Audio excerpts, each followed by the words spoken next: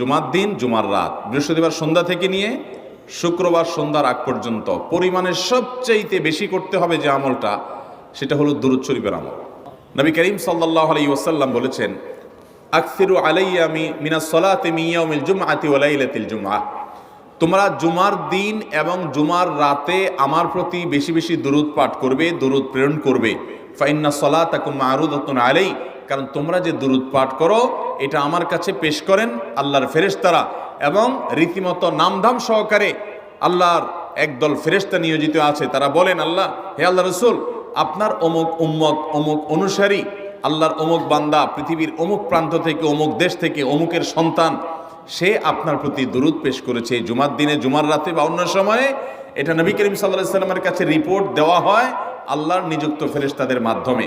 এই জন্য শুক্রবার দিন এবং রাত, অর্থাৎ বৃহস্পতিবার সন্ধ্যা থেকে নিয়ে শুক্রবার